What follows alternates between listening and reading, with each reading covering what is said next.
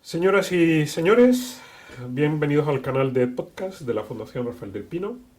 Soy Andrés Betancor, catedrático de Derecho Administrativo y director del programa Instituciones del Estado Democrático de Derecho de la Fundación Rafael del Pino. El objetivo de esta iniciativa es contribuir a la mejora de la calidad de nuestras instituciones como condición o requisito para la mejora de nuestro Estado democrático de derecho. Malas instituciones, mala democracia y peores libertades. Hoy vamos a dialogar con Vicente Montes, del Cuerpo Superior de Técnicos Comerciales y Economistas del Estado, y en esa condición vamos a hablar, no en su condición de director de la Fundación, sino sobre todo como especialista en la alta función pública. Vamos a hablar sobre la alta función pública y cómo encaja en el Estado democrático de derecho y los retos que suscita pues las propuestas de reforma. Bienvenido, Vicente. Muchas gracias, Andrés, un placer. Muchísimas gracias. Cambiar de rol dentro de este... Cambiar de rol, exacto. Exacto. Y tener esta oportunidad, además de opinar también sobre las instituciones. Exacto. Vamos a comenzar por lo evidente, Vicente, que a veces es lo más difícil de ver, o para algunas personas lo más difícil de ver. ¿Por qué es tan importante la alta función pública? La verdad es que, fíjate, yo creo que se le da menos importancia de la que realmente tiene como institución clave en la construcción del Estado democrático de derecho, ¿no? Generalmente hablamos de otras instituciones, estamos muy metidos en el debate sobre el equilibrio de poderes y tal, y quizás no prestamos suficiente atención a la importancia que tiene el disponer de una alta función pública profesional, capaz de ejercer tanto las labores de gestión pública al más alto nivel, con la mayor eficiencia, pero también de defender ese Estado de Derecho en todo tiempo y lugar, ¿no? Desde la neutralidad que le otorga el sistema del que disponemos, ¿no? Al fin y al cabo, la alta función pública está formada por una serie de personas seleccionadas por los criterios de mérito y capacidad, y la regulación profesional de su desempeño pues le ha otorgado a todos los integrantes de lo que llamamos esos cuerpos superiores de la administración la independencia necesaria para conformar un colectivo de dirigentes que con ese carácter técnico tienen la misión clave de la propuesta, gestión, administración de las políticas públicas, ¿no? Y cómo, de acuerdo siempre, como establece la Constitución española, con los juicios de valor expresados y los paquetes electorales elegidos por la ciudadanía en el proceso electoral. Exacto, Vicente. Yo creo que es curioso. Y yo creo que también es algo que efectivamente tú comentas, que la burocracia profesional es un requisito imprescindible de la institucionalidad del Estado democrático de derecho, pero es que también es considerado como un insulto. Sí. Burócrata, ¿no? Un burócrata, es decir, se produce la extraña paradoja, la paradoja de aquello que es imprescindible al mismo tiempo es denigrado, ¿no? Es decir, oye, es imprescindible, pero te insulto, ¿no? Entonces, esto que estabas tú comentando de esa tensión, ese equilibrio entre la política y la profesionalidad, ¿no? La verdad es que tienes toda la razón. Uno de los problemas que enfrentamos es que la alta función pública, la función pública profesional, los funcionarios tienen una tonalidad grisácea, ¿no? Que tiene quizás mucho que ver con que al fin y al cabo es el brazo del ejercicio coercitivo del Estado, además de otros elementos, ¿no? Basta mirar en los nuevos instrumentos de inteligencia artificial y preguntar sobre la opinión de la ciudadanía y te das cuenta que realmente yo creo que tiene poco que ver con lo que es en realidad hoy esa alta función pública. Pero además se ve la sensibilidad de los ciudadanos en los últimos informes elaborados por la OCDE sobre confianza en las instituciones, ¿no? O sea, realmente que solo el 38% de los ciudadanos españoles confíe en su alta función pública, en sus funcionarios, ¿no? a mí me parece preocupante, porque yo creo que hay una cultura, ¿no?, que está un poco desdibujando la labor tan relevante que tiene la alta función pública. Eso sí, quiero matizar, hay otros que están peor. Miremos los medios de comunicación, la política queda muy en este informe de la OCDE, que yo creo que recomiendo su lectura, porque es muy reciente y aporta mucha información sobre en qué confían los ciudadanos españoles, ¿no? Es una cosa que la función pública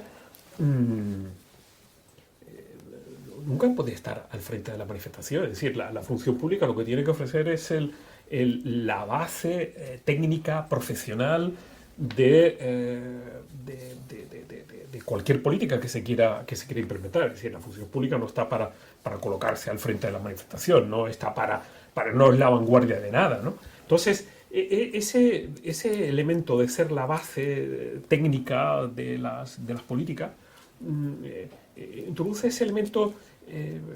Yo creo que es una idea que tú desarrollas en tu ponencia, que es la idea de los contrapesos, ¿no? Es también un contrapeso de la política. Pero claro, ese mantenimiento, ese equilibrio entre la política y la profesionalidad, la dificultad, ¿por qué es tan difícil, no? Sí, la verdad es que es difícil porque el funcionario con vocación de servicio, que entiende bien cuál es su papel, sabe dónde comienza y dónde termina. Es más difícil quizás en el poder político entender esto, ¿no? Que hay los límites les parecen más difusos cuando no debería ser, ¿no? Pero es cierto que a los funcionarios nos queda claro que quien establece los juicios de valor que van a introducirse dentro de las políticas públicas son los ciudadanos mediante el proceso democrático. Y nosotros somos los llamados a ejecutar las políticas públicas de acuerdo con esos juicios de valor expresados en el proceso democrático. Entonces nosotros no tenemos que ir a ninguna trinchera.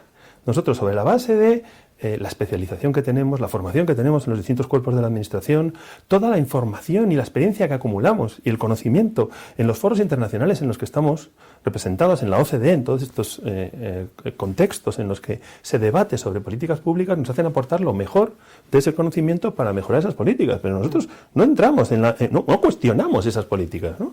De hecho, a todos nos ha pasado, a mí me ha pasado. Yo he trabajado para partidos de distintos colores, he dado mi opinión, pero luego si he tenido que ejecutar de acuerdo con unos juicios que me han trasladado, ahí han entrado, ¿no? Entonces, por eso no estamos en las trincheras.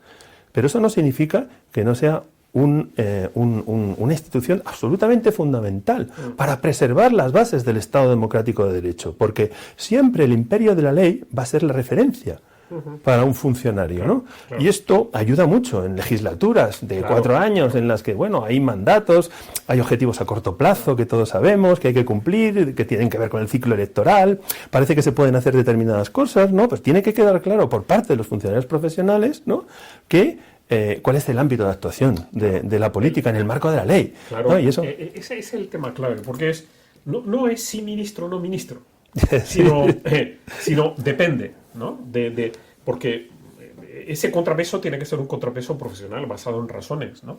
Es tan contraproducente el sí ministro, que parece que lo que se busca ahora, sobre todo en el contexto del populismo, que el no ministro, ¿no? Encontrar el punto de equilibrio, ¿no?, entre la política y la profesionalidad, pero también el funcionariado tiene que saber decir no cuando corresponde. Exacto, y tiene que saber decir sí. O sea, mencionas sí, ministro, y me viene a la mente aquella serie mítica, Yes Minister, ¿no? Sí. Que también ha hecho tanto daño, ¿no? Porque da una imagen de la función pública un poco como de tótem inamovible, ¿no? Que trata de mantener el statu quo a toda costa. Nada que ver con lo que ha sido mi experiencia en la administración pública, nada que ver, ¿no? Pero es cierto que sí que es cierto, esa imagen está ahí, ¿no? Pero lo cierto es que tenemos que ser capaces de establecer ese equilibrio entre política y burocracia y además de intentar protegerlos, ¿no? Esta es una cuestión que planteas muy interesante, ¿no? Porque tienes razón, es uno de los problemas fundamentales en la puesta en práctica del modelo que hemos definido. Porque el problema principal aparece cuando, enfrentadas política y burocracia, pues una termina dominando sobre la otra, ¿no? Hay que decir, y lo digo abiertamente, ¿no?, que en nuestro modelo han sido pocas las ocasiones, habrá habido, y las hay, algunas podríamos comentar, en las que pues la función pública ha ocupado el espacio de la política, ¿no? Pero lo que ha ocurrido principalmente es todo lo contrario. Ha sido una ocupación, una colonización del ámbito de la burocracia. Porque, fíjate, claro, si la política ejerce demasiada influencia sobre la burocracia, corremos el riesgo de politizar las decisiones administrativas y erosionar la imparcialidad y la profesionalización, que es el mandato que tenemos de los ciudadanos en el marco de la ley, ¿no? Pero si, por otra parte, la burocracia adquiere demasiada autonomía, pues puede convertirse, como he mencionado, no en esa estructura tecnocrática desconectada de los intereses y necesidades de los ciudadanos. En Francia, con todo este debate de la ENA, ha habido muchísimo análisis de estas cuestiones. Entonces, ¿dónde está el equilibrio, no? Pues justo en esa interacción dinámica en la que la política proporciona visión y legitimidad y la burocracia garantiza estabilidad y eficacia, ¿no? Y esto requiere que elementos claves: transparencia evidente, límites claros en el ejercicio del poder, que tienen que quedar perfectamente establecidos, y esa comunicación efectiva que falta tanto y cada día más entre burócratas y políticos, ¿no? Que muchas veces, sobre todo los 2 primeros años de legislatura, quien ha pasado por la administración sabe que esos 2 primeros años la política mira de soslayo a la burocracia, ¿no? Exacto, pero perdiendo de vista qué es lo que dice la Constitución, el artículo 103.1, que habla de la administración pública, que es ese servicio objetivo de la administración pública al interés general, ¿no? Exacto. Claro, esa dirección que está, que está en la propia Constitución. Es decir, lo que tú estás comentando no es un invento, sino que es la realización de la determinación constitucional. Es decir, la administración pública ha de servir de manera objetiva al interés general. Claro, y lo que queda claro es que la legitimidad democrática que empieza cuando se lleva a cabo la investidura de un presidente del gobierno no puede extenderse más allá de donde establece el marco constitucional, ¿no? Y que el funcionario, en definitiva, al aportar la base profesional a las políticas, tiene que saber decir no ministro. Exacto. O tiene que saber decir si es ministro se puede hacer de esta manera, porque en definitiva el funcionariado no es más que otro guardián del orden constitucional. Completamente. Es que el no forma parte de tus obligaciones cuando estás poniendo la mirada en el cumplimiento de la ley, ¿no? Y por supuesto el asesoramiento para intentar alcanzar ese mandato que reciben los políticos de los ciudadanos en términos de políticas públicas. Eso ha de lograr equilibrarse de alguna forma, de manera que sea posible en el marco de la ley conseguir los objetivos que se han planteado la mayoría de los ciudadanos españoles en el proceso democrático. Y por eso es tan determinante, ¿no? Pero es importante entender los límites de la legitimidad. No se puede colonizar, incluso en estos tiempos que soplan vientos, incluso de colonización grosera del espacio de acción de la administración pública profesional, esos espacios sin límite, ¿no? Exacto. Que es donde nos encontramos. Y esto se conecta con el estatuto jurídico del funcionariado para poder atender esta función constitucional. Es decir, es evidente que si el personal al servicio de la administración pública no disfruta de un determinado estatuto jurídico que haga posible el cumplimiento de esa función, evidentemente no se va a poder atender, ¿no? Y hay varias reflexiones que tú apuntas. Uno, sobre el ingreso. El ingreso. Sí. Es decir, cómo se está preteriendo los requisitos de mérito y capacidad, en función, sustituido por el puro patronazgo, ¿no? Político. Exacto. No, tienes toda la razón. Es que es muy importante no solo asegurarnos de que el acceso se produce por mérito y capacidad y con unos procedimientos transparentes, ¿no?, que permitan de verdad una igualdad de oportunidades en el acceso, ¿no? Que además lo defendemos todos, ¿eh? De hecho, todos defendemos un proceso de becas y tal que permita que más personas puedan acceder y tal, pero por los criterios de mérito y capacidad que aseguran la eficiencia de esos directivos, ¿no? Pero es cierto que realmente, tú lo has dicho, ¿no? O sea, realmente para ejercer un liderazgo real y actuar con esa eficacia, neutralidad e imparcialidad que se espera de un funcionario, claro, no es posible que no disponga de un grado de autonomía, porque esa autonomía se vea restringida o incluso anulada por un sistema en el que su cese es totalmente discrecional por parte del poder político. Esto nos recuerda a la época del siglo XIX y tal, que lleva además a la aprobación en 1852, tú lo sabes mejor que yo, que eres el experto, ¿no? En aquel Estatuto General de la Función Pública, que durante un siglo prácticamente implanta un modelo que trata de quitar, fíjate, hay una cuestión. Yo me planteo muchas veces, ¿de dónde venimos y a dónde volvemos? ¿No? ¿Dónde vamos? Porque eso es lo que es preocupante, porque ¿qué es posible que los partidos políticos en el poder no pueden ser los responsables de dictar cómo deben actuar los órganos de control de su propio poder? ¿Cómo? No encaja. Estas cosas que pasaban en esa época y que provocan todo tipo de derivadas que no vamos a enumerar. Hay adjetivos muy terribles que surgen de esas dinámicas del siglo XIX, ¿no? Claro, ¿cómo se van a establecer los sistemas de control? ¿Cómo vas a autocontrolarte tu propio poder de acción teniendo un proceso político en el que tienes una presión de objetivos a corto plazo, de ciclo político, que te empiezan a separar del interés general, que es lo único que debe guiar tanto a un político como a un alto funcionario? Porque, claro, si los servidores públicos se convierten en servidores del partido, la administración pública no sirve de manera objetiva al interés general. Exacto. Quien lee esa época del siglo XIX y tal ve aquel concepto de la feligresía política, ¿no? Que tanto daño hizo a la administración y que tantas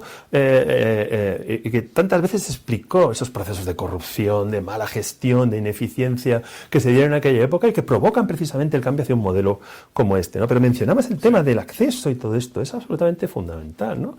El acceso tiene que realizarse por unos mecanismos que aseguren que de verdad se van a materializar esos criterios de mérito y capacidad, que va a haber un proceso transparente en el que cualquier ciudadano puede tratar de acceder, pero con una puerta de entrada que queda perfectamente establecida y además en la que nuestro propio sistema, con la especialización, aporta un valor adicional, que es el del conocimiento. O sea, abogados del Estado, economistas del Estado, administradores civiles del Estado, son personas que tienen un conocimiento que aportan y que no ha pagado el Estado, ojo, eso está un sistema muy barato, ¿no? Entonces, claro, este elemento, que además es también un precepto constitucional, está ahí establecido, es absolutamente fundamental para asegurar que tenemos esa administración capaz y suficientemente independiente para mantener esa neutralidad tan importante en el ejercicio de sus funciones. ¿Tú crees que, con esto tenemos que ir finalizando, tú crees que las propuestas de reforma, que es un capítulo importante en tu ponencia y reflexionas, yo creo con mucho fundamento, tu preocupación, que te suscita, la preocupación que te suscita las propuestas de reforma, este proyecto de reforma de julio del 24? Sí. ¿Cómo lo valoras?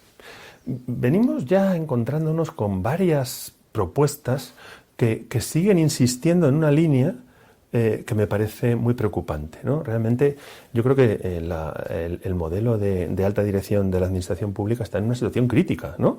De hecho, el proyecto de ley que en estos momentos que se aprueba, que llega al Congreso en julio y que está pendiente, incorpora una serie de cuestiones que me parecen tremendamente preocupantes. Tiene mucho que ver con lo que acabamos de hablar, por ejemplo, el tema del acceso, ¿no? O sea, no resulta admisible que el Gobierno pues pretenda decidir de forma autónoma la estructura de los cuerpos superiores. O sea, los cuerpos superiores se han armado. O sea, realmente todas estas reformas tienen también una parte positiva que trata de buscar la modernización y tal. No quiero dejar de decirlo. O sea, tenemos que estar en un proceso permanente de modernización y adaptación de la administración pública a las realidades nuevas.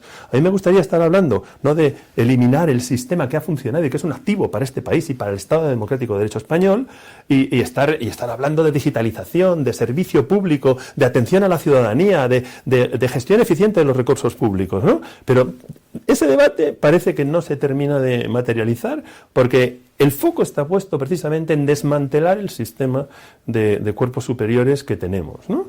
Entonces, claro, reitero, no es que no resulta admisible que se decida. O sea, en esa norma se establece que el Gobierno, en el plazo de 6 meses, por decreto ley, podrá modificar, y eliminar un cuerpo superior de la Administración. Estamos hablando de los cuerpos que han sostenido la dirección de la Administración pública durante los últimos 100 y pico años, algunos de ellos, ¿no? O sea, estamos hablando de algo muy serio, que necesita un debate muy, muy profundo para modificarlo. Pero eso es modernizar.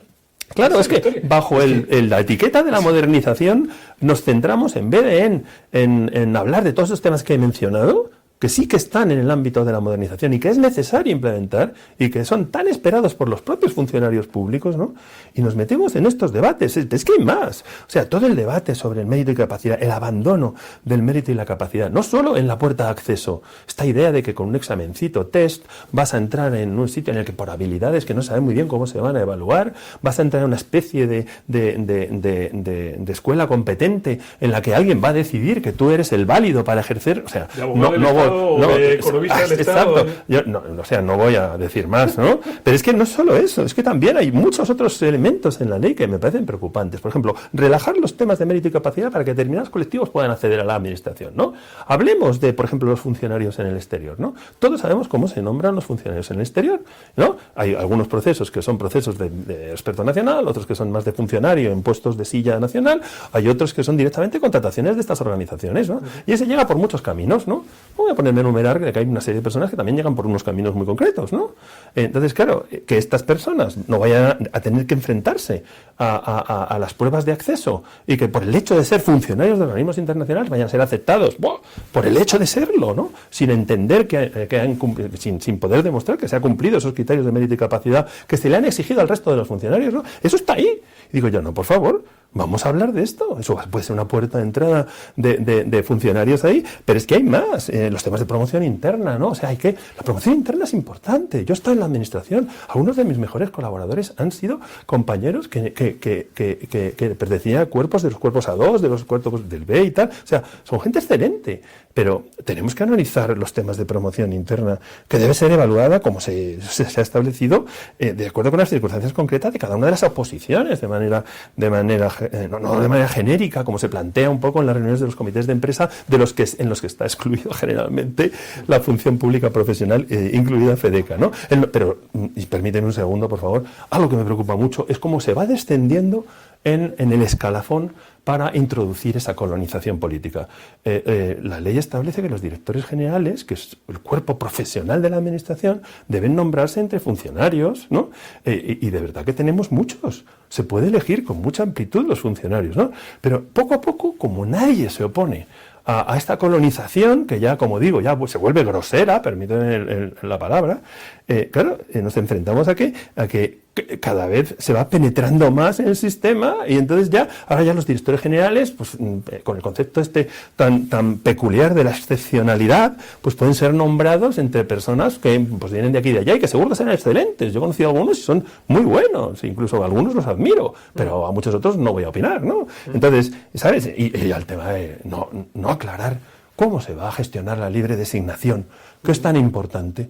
Es cuestión de transparencia, los ciudadanos tienen que demandar esa transparencia en la gestión de los recursos públicos que se materializan en la dotación de los equipos que van a liderar la función pública, ¿no? Bien, Vicente, tenemos que ir terminando. Yo creo que una conclusión ha quedado claro. Si se sirve al partido, no se sirve de manera objetiva al interés general. Está claro. Claramente. Y para servir de manera objetiva al interés general, que es lo que exige la Constitución, se necesita personal que sirva a la administración pública elegida en atención exclusivamente a criterios de mérito y capacidad. Eso está clarísimo. En fin, muchas gracias, Vicente. Un placer. En la próxima sesión trataremos sobre la parlamentarización de la Unión Europea con Eva Pocheva. Muchas gracias a todos ustedes por su atención. Le invitamos a que continúen atendiendo este canal de podcast de la Fundación Rafael del Pino. Muchísimas gracias. Gracias.